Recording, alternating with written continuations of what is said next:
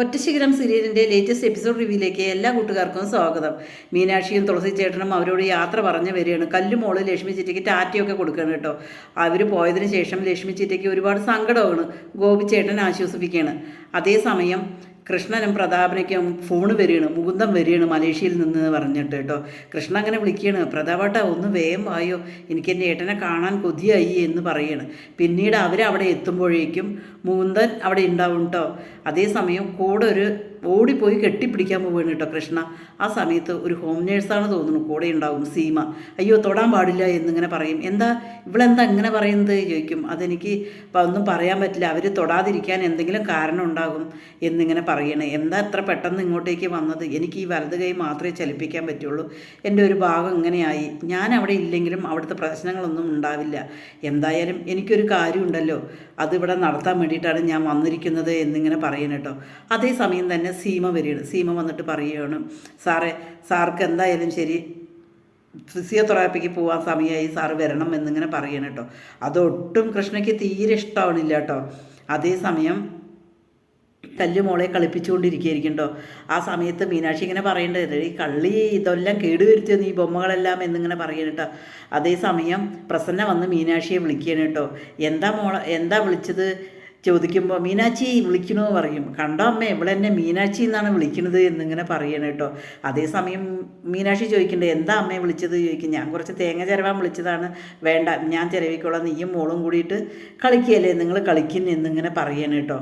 അതേസമയം വീണ്ടും വൈകുന്നേരം കൃഷ്ണയും പ്രതാപനും എല്ലാവരും കൂടി ഭക്ഷണമൊക്കെ ഉണ്ടാക്കണം കേട്ടോ.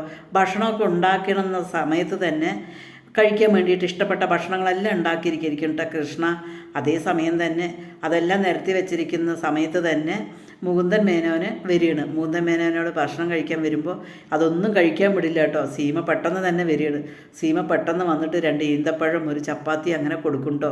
എന്താ അതിങ്ങനെ ചോദിക്കുക. ഇപ്പം ഞാൻ ഇങ്ങനെയാണ്, സീമ എന്നെ ഒരു കൊച്ചു കുഞ്ഞുങ്ങളെ നോക്കുന്ന പോലെയാണ് നോക്കുന്നത്. സീമയ്ക്ക് ആകെ മൊത്തം ബുദ്ധിമുട്ടായില്ലേ, ഇവിടെ ഒരു പണിക്കാരെയൊക്കെ ഇനി വെക്കണം എന്നിങ്ങനെ പറയും. ഏട്ടാ ഒരു ദിവസം ഇത് കഴിച്ചത് കൊണ്ട് കുഴപ്പമില്ലല്ലോ എന്നിങ്ങനെ ചോദിക്കും കേട്ടോ. അത് കേട്ടിട്ട് മുകുന്ദൻ ചോദിക്കുകയാണ് സീമയുടെ അടുത്ത്, ഒരു ദിവസം ഞാൻ കഴിച്ചോട്ടെ എന്ന് ചോദിക്കണം. വേണ്ട കഴിക്കാൻ പാടില്ല സാറേ എന്നിങ്ങനെ പറയണം കേട്ടോ. അതിനുശേഷം പിന്നീടും സീമ വിളിക്കുകയാണ്, ഏതായാലും ശരി വരൂ, ഇനി ഫിസിയോതെറാപ്പിക്ക് സമയമായി എന്നിങ്ങനെ പറയണം കേട്ടോ.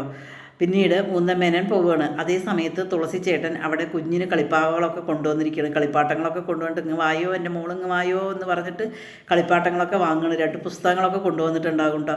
ആ പുസ്തകങ്ങളൊക്കെ കൊണ്ടുവന്നിട്ട് ഇങ്ങനെ കൊടുക്കുകയാണ്.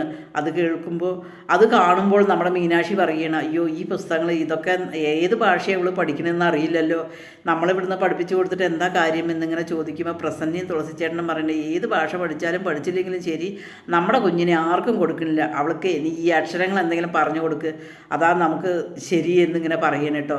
അതേസമയം അവിടെ കൃഷ്ണയും പ്രതാപനും മുകുന്ദനും കൂടി സംസാരിച്ചു കൊണ്ടിരിക്കുകയാണ് കേട്ടോ. എന്താ എത്ര പെട്ടെന്ന് വന്നത്, അവിടുത്തെ ചികിത്സയല്ലേ നല്ലത് എന്നിങ്ങനെ ചോദിക്കണം. അവിടുത്തെ ചികിത്സയൊക്കെ ശരി തന്നെയാണ്, ഒരുപാട് കാലം ജീവിക്കണം എന്ന് എനിക്ക് ആഗ്രഹമൊന്നുമില്ല, പക്ഷേ എൻ്റെ ഒരാൾ ഇവിടെ ഉണ്ടല്ലോ, എൻ്റെ കല്ലുമോള്, അവളെ എനിക്ക് കാണണം, അത് മാത്രമല്ലേ എനിക്കിനി ജീവിക്കാനായിട്ടുള്ളത് ഉള്ളൂ, അതിന് വേണ്ടിയിട്ടാണ് ഞാനിങ്ങനെ വന്നിരിക്കുന്നത് എന്നിങ്ങനെ പറയണം കേട്ടോ. അതേസമയം കൃഷ്ണൻ അങ്ങനെ വിചാരിക്കുന്നുണ്ട്, ആ കാര്യമൊക്കെ മറന്നു എന്നാണ് വിചാരിച്ചിരിക്കുന്നത് എന്നിങ്ങനെ മനസ്സിൽ വിചാരിക്കണം കേട്ടോ. ഇല്ല, ഒരിക്കലും എനിക്ക് മറക്കാൻ പറ്റില്ല, ഞാൻ എൻ്റെ കല്ലുമോളിനെ തേടിയിട്ടാണ് വന്നിരിക്കുന്നത് എന്നിങ്ങനെ മുകുന്ദൻ പറയണം.